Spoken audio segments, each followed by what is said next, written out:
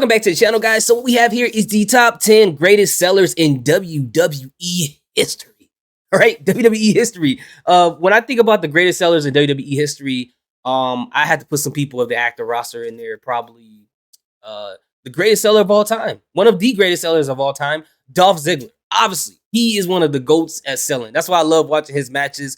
Also, I think right now, I won't call him one of the greatest of all time, but right now, one of the ones I like, obviously, is Austin Theory, A-Town Down, just solely based upon, when he catches that curb stunt, it turns him into an exclamation point where his head is on the mat and his body's like straight up in the air.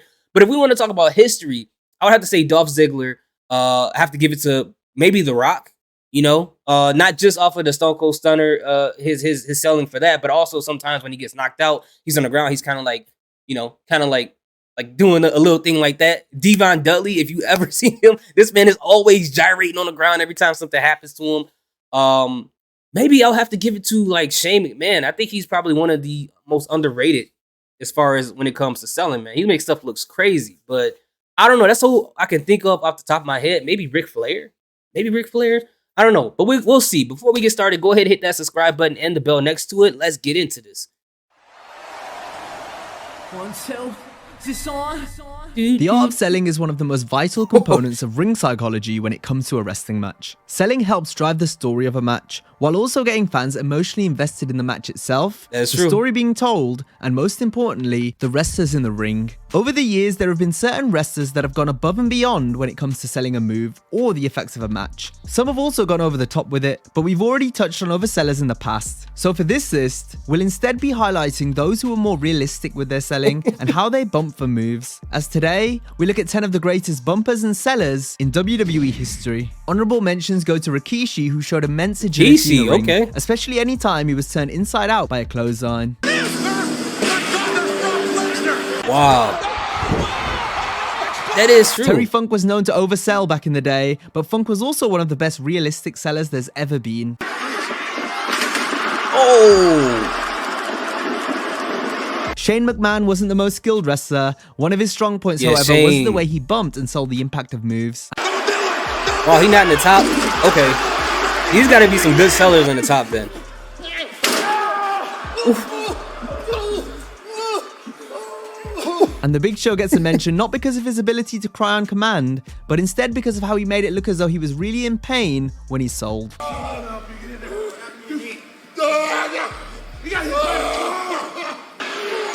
Roman Reigns counters. Oh my goodness. When he does that, when people like sell and stuff like that, it makes you wonder if they're channeling how they really are in real life. If he's really that emotional. Wow, Spike Dudley. Okay, my guy Spike. Spike was one of wrestling's most undersized underdogs. But you know what they say about the fight in a dog? Beating. Despite all the punishment he suffered, Spike always came back for more. He did, man. You got to give it to him. Oh. No matter if he got put through a table, launched into the crowd, or thrown onto the floor, Spike truly took some of the most vicious bumps. He did, man.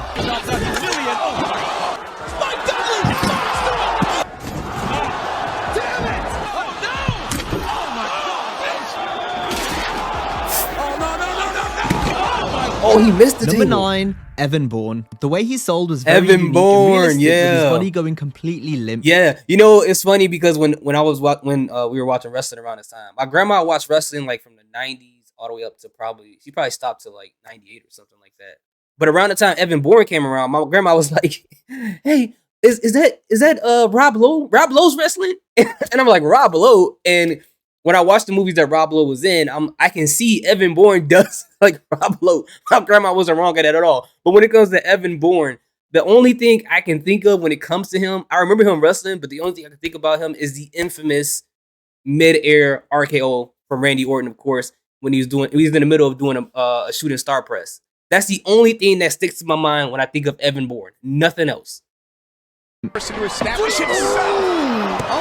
Oh, yeah. It would look as though Bourne had been absolutely steamrolled. Ragdoll. His selling, coupled with his entertaining in-ring style, always made Bourne fun to watch. Even if he didn't achieve a massive amount of success in WWE. Top rope and then, oh, what a spear! There it is.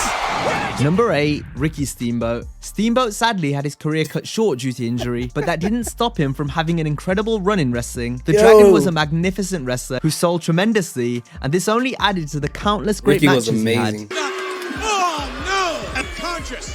He has to be totally out of it. Dragon in for the ride. Wow, caught one again, huh? Right outside and out of sight.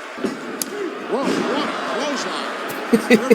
Who did that? Who did it? It was amazing to see him turn back the clock during his comeback matches against Chris Jericho. These matches only left us wanting to see Steamboat back in the ring more often. And although this didn't end up happening, we can still appreciate the legacy of the Dragon and his iconic selling. Absolutely. Number 7, Ricochet. Ricochet has a great balance to the way he bumps and sells. Staring right at the Prince Puma. Okay. As he can make it look like he's just been run over, but does so in a realistic manner. McIntyre eliminates Ricochet. Count of 6. Oh, The one and only is able to ragdoll his body around the ring like few others. I remember that one.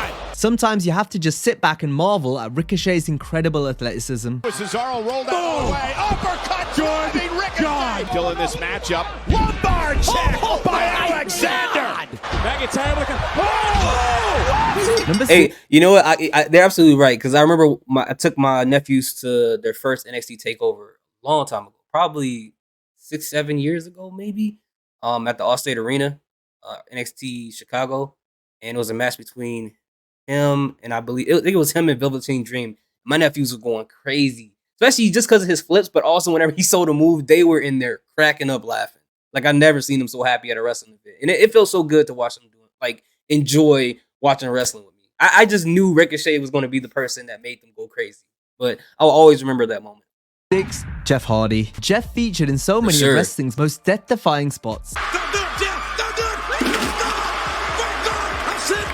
It's hard to imagine the real-life pain they would have caused. You can't learn to fall off a 20-foot ladder after all. So anytime Hardy took a leap of faith, there was only one way down. It went beyond just selling for Hardy. Look at this.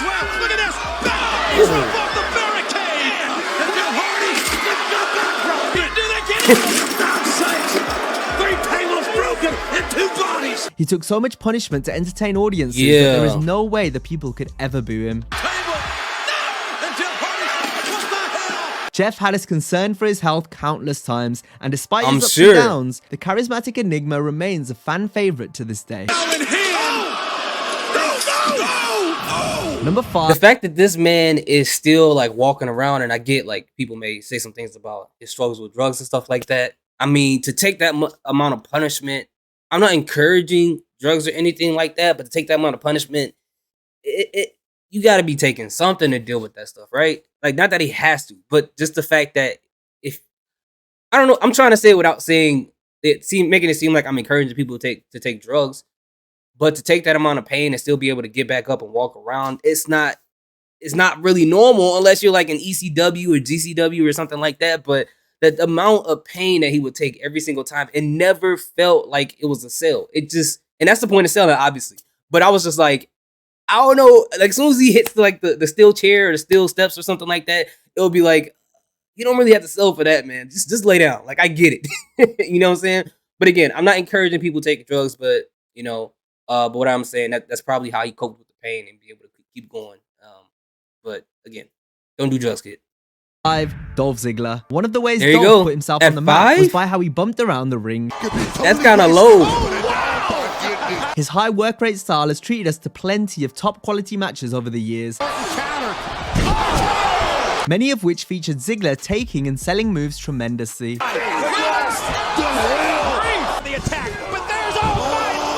Making him an absolute pleasure to watch. Sheamus able to hold on. Put this away quick. I remember that. Number 4. Y'all remember that moment? When they had him taking Spears and Goldberg over and over. As much as Dolph fans hated it, I thought it was like funny. I thought that was amazing. And I know people hate seeing Goldberg come back. I completely get that. I completely understand that. But just that moment alone, that was entertaining. 4, Rob Van Dam. RVD helped change the wrestling business with an innovative style that was truly one of a kind. RVD. Rolling Thunder. Van Dam also sold moves like no one else. Same thing he did. diving belt. The way he would bump and almost contort his body made it look like he'd been involved in a car wreck. Now look out here. German release suplex. Rob's selling of the pile driver and the DDT was especially brutal. Kick goes downstairs. DDT scores with a huge DDT. Pile driver. Did you see Rob Van Dam bounce off the canvas? How Van Dam did even he sold the do effect that? of his own moves, including the 5-star frog splash. There it is. 5-star. Yeah. A move where no one got higher and no one sold better than the whole effing show. Don't do it. I don't know. Montez Ford, when he does this 5-star frog splash or just his frog splash, the way he bounces off people, and he bounces. This dude gets like 6 feet in the air after he bounces off somebody and holding his ribs. But I love RVD. He's always been my all-time favorites. And it was funny because I met him at C2E2, which is like an expo, anime expo, or it's like an expo for anything. You know, it's like a huge one in Chicago. And this was like probably 6-7 years ago. Wow, everything seems like it's been 6-7 years ago. But this guy, he was amazing to me. He was a great person. This man was high as a kite, bro. He didn't know where he was. He's like, hey, you guys wanna take a picture? All right, come on, kids, come on. My nephew's in there. He's like, come on. And you could smell it. It was like oozing through his pores. He's like, come on, man, come on. Hey, all right, Rob, man, damn, all right, yeah. You guys have a good day. And I'm like, and my sister was there. She was like, what's wrong with him? I'm like, he hides a kite, man. That's just what he does. That's what he does. How you go? He the GOAT. He can do whatever he wanted to do. And that was around the time you can't really like smoke in Chicago. So the fact that he got pre-high probably. I don't know how he did it, but he was super high when we met him. But salute to RVD, man, for being nice. Not every person you meet in person is nice like that. And high-fiving my nephews. They loved it as well, even though they didn't know who you were. And then I showed them videos of you, and they were excited. They couldn't wait to see a match with you in it, but, you know, I told them we couldn't see a match with you in it. Number 3, Brock Lesnar. Despite not being a fan of wrestling growing up, Brock was a natural for the business. He picked things up incredibly quickly, and this included his ability to sell. Despite being such a dominant beast for most of his career, Lesnar was still able to make his opponents look like $1 million when the time was right. Brock selling during his SummerSlam 2003 match with Kurt Angle deserves a special mention. Lesnar's selling went from strength to strength during his second run with the WWE and continues to be a highlight of Brock's matches. Are you kidding me? No! On the steel steps! Goldberg again with a spear! Calf crusher! Oh my God! Look at the pain on the face of the I really believe that AJ Styles could win that match, man. Daniel Bryan with a running knee! Oh, pitch Daniel Bryan up. His Lesnar's knee gave out. His leg gave out. And now look at the S-lock. No! There's the stop to Lesnar! Look for Seth! Another stop! A third! A trifecta! Okay, you can say whatever you want to say about Brock Lesnar, whether you like him being there or not. One thing for sure, no one gets as much of a reaction as he gets when he returns. Every time he returns. And Brock Lesnar is one of the few wrestlers that I really wanted to lose, which I felt like how I felt about the Patriots when they were doing their big run, obviously because they beat my team. Or back in the day when the Lakers kept winning, when they had Kobe Bryant. Although I love Kobe, I just got tired of seeing him win all the time. Brock Lesnar was one of those guys I couldn't wait to see lose. And every time he was put in a match with somebody, I'm like, all right, this is going to be the one. CM Punk versus Brock Lesnar, this is going to be the one. They got close and then lost. John Cena versus Brock Lesnar, this is going to be the one. And then John Cena lost. Whether we're talking about that or Brock Lesnar versus Daniel Bryan or Brock Lesnar versus, well, Finn Balor, I kind of knew that he was going to lose that match. But that was the big entertaining part for me of watching Brock Lesnar, is that he was hard to beat and people was getting close to beating him and losing, which is kind of what they're replicating with Roman Reigns right now. But anyways, I don't think there'll ever be anybody like Brock Lesnar ever again in WWE, in my personal opinion. They're going to be people close. People can say Roman may be close, but not close to who Brock Lesnar has been and for as long as Brock Lesnar has been Brock Lesnar. Number 2, Mick Foley. Foley took more punishment than probably any wrestler in history. I agree. Oh, man! We all know about the most insane stunts Mick went out of his way to do. Yeah. I was a kid and there's only 2 moments of watching TV as a kid where I thought somebody died. This here, I thought he died in the Power Rangers when the Green Ranger jumped in a Megazord and started putting hands and feet into the Power Rangers inside their Megazord. I thought they were going to die. I thought he was dead and I thought they were going to die. scariest moments of my life as a kid. But it was also the in-between spots that Foley went above and beyond for. The Hangman made it look like he would decapitate himself on the ropes every time. Doing this also lost Mick a part of his ear during a match with Vader in Germany. The Nastia plunge and elbow drop to the floor were moves no wrestler in sane mind should have ever taken. Foley was also known for the unique way he bumped into the steel steps and went over the barricade. Reversal! Oh, man! Beautiful! While most wrestlers strive to make their work look real, with Foley there was no question. God dang! Number 1, Bret Hart. When you think of selling as an art form, there was perhaps no greater artist Bret than over Bret the Dolph? Hitman Hart. I guess. Some of Bret's most memorable sells came anytime he was whipped into the turnbuckle. Hart made it look as though his chest had caved in every time he did this bump.